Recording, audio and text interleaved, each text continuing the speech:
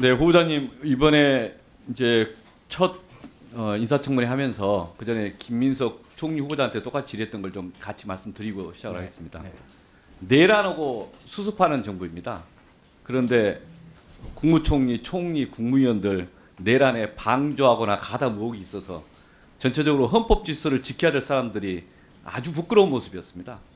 다시는 이런 모습 나타나면 안 된다라는 것에 대한 우리 국민들 모두가 늘 이런 청문회 자리에서 이재명 정부 들어서는 계속 물어봐야 묻고 답해야 한다 이런 이야기를 한번 드리고요. 네. 두 번째는 이 나라가 기재부 나라냐라는 질문을 저희가 수년 동안 해왔습니다. 그래서 이 방송을 듣고 있는 기재부 공무원들께도 계속 이야기 드리고 곳곳에 있는 이 기재부 이 일을 하셨던 분들 그동안 기재부의 오만과 무책임 또는 불통, 거짓 보고 등등에 대해서 제가 문제식이 많다는 말씀을 드립니다. 오늘 그 이야기를 아마 시작과 끝이 저는 그 이야기라고 생각합니다. 계속 이 말씀 드리겠습니다. 일단 구체적인 것들은 이제 그 세금 문제부터 좀 잠깐 감세 정책부터 좀 보겠습니다. 이 윤석열 정부가 역대급 감세 정책을 추진했습니다. 그 감세 정책 어떻게 평가하십니까? 예, 뭐 윤석열 정부도 감세 정책을 통해서 세금을 깎아주면은 기업이 투자를 하고 그게 선순환 구조로 갈 거라고 저는 예상을 했다고 생각합니다. 그런데 지금 결과치로 보면은 총국세가 396조에서 계속 줄어들어요. 그 다음에 법인세도 줄어들어요. 그 다음에 성장도 이게 계속 줄어드는 이게 현상입니다. 그리고 소비도 줄어들죠. 금년에 와서는 투자도 줄어들죠. 뭐 안 줄은 그 항목이 없습니다. 그러면 이 현상을 봤을 때 그러니까 감세를 하더라도 뭔가 했던 이게 감세가 다시 성장에 활력이 되는 이 타겟팅을 정확하게 해야 되지. 그냥 감세만 해주면 투자를 할 거다. 이런 식 정책은 저는 좀 깊이 있는 검토를 해야 되지 않을까. 말만 감세 정책을 하고 네. 실제 1.4%, 그다음 2.0%, 올해 이제 1.6% 했다가 지금 0.8까지 가서 다시 더 회복하려고 부진애를 쓰는 시기인데 실제 경제 정책도 실패다.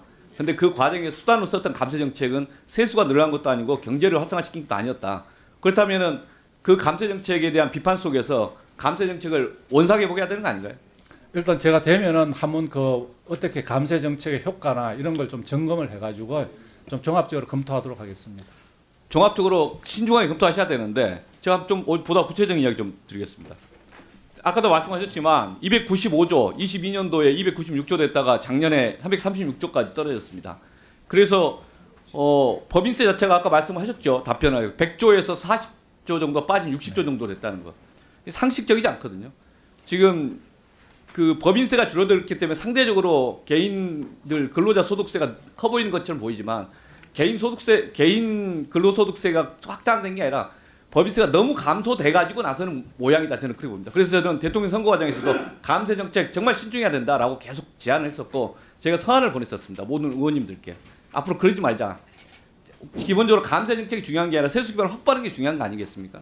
그러려면 법인세를 원상 회복하는 거 법인세율에 대해서 좀 적극적 고민해야 되지 않겠습니까? 예, 뭐 하여튼 응능 부담이라든지 그 효과 이런 걸 따져서 또 하여튼 적극적으로 좀 아이디어를 내고 실제 적어도 원상 회복은 해야 되는 거 아닌가에 대해서 고민해 보셨으면 좋겠고요. 두 번째, 아까 박홍근 의원님도 말씀하셨는데 저는 금투세 도입해야 한다고 계속 주장했었고 그 논쟁 과정 속에서 결국에 시행을 못했지만 금투세의 도입의 전제로 증권거래소 폐지했지 않습니까? 사실상 제로가 됐지 않습니까? 그런데 금투세를 도입 안 했으면 이걸 유보한다면 지금 당장의 세수 지금 이게 수조가 지금 빠져버렸는데 증권거래소는 원상 회복해야 되는 거 아닌가요? 정상화를 해야 되는 게 맞는 거 아닌가요? 그것도 제가 검토를 해보도록 하겠습니다. 좀 적극적으로 저는 고민을 해주셨으면 좋겠습니다. 적어도 긴 호흡에서는 과세 형평, 공정 과세를 위해서는 저 법인 금투세라는 건 계속 논쟁을 해야 된다. 근데 지금 작년에 그런 결정에서 바로 도입하는 건 적절하냐 논쟁의 영역이고 정치의 영역이지만 적어도 세수가 크게 결손이 발생한 것에 대해서 회복을 해야 되는데 그 증권거래소에 대해서 적극적인 대안, 구체적 로드맵을 짜지 않으면 지금 국정 운영하는 게 너무 힘들 것 같아요. 저는 보기에. 예, 의원님 말씀대로 제가 세수를 회복하더라도 그 돈을 가지고 제대로 써서 제대로 만약에 한다면 오히려 더 선순환이 될 수 있는 그런 식으로 저는 적극적으로 설득을 해야 한다고 봅니다. 네.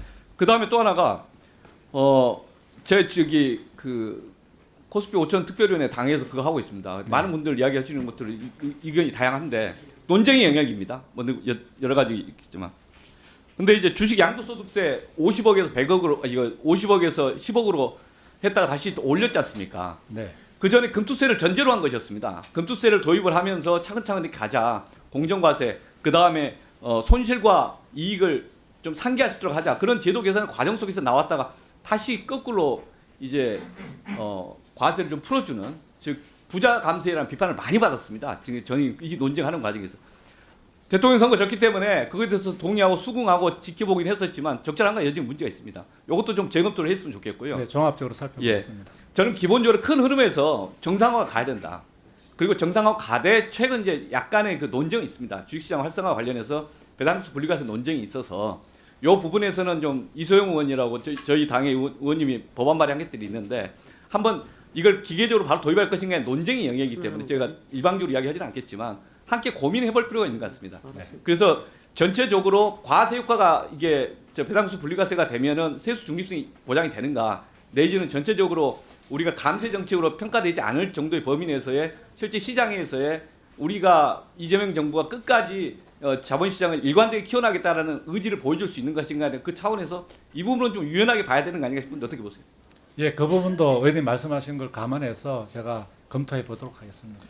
예, 저희가 그 작년 국정감사 때 그리고 예결특위에서 논쟁하는 과정에서 계속 말씀드렸었습니다. 전반적으로 한 80조 이상의 감세를 했는데 그 감세 정책이 지금 와서 보면 너무나 버겁다. 그리고 그 중에 상당 부분 원상회복해야 된다. 그리고 실제 어떤 식으로든 재원을 확보해서 말씀하신 대로 정말 과감한 투자를 통해서 성장을 할 수 있다면 그 부분에 집중적으로 쓰고 국민들께 그게 혜택이 돌아가도록 한번 설득을 좀 적극적으로 해야 되는 거 아닌가. 예, 함께 이 부분에 주저없이 좀 설득을 하면서 같이 가면 어떨까 싶습니다. 적극적으로 해주시겠습니다. 예, 의원님 말씀하신 사항을 제가 잘 검토해 가지고 예. 예, 고맙습니다. 하겠습니다. 오후에 또 추가 질의하겠습니다.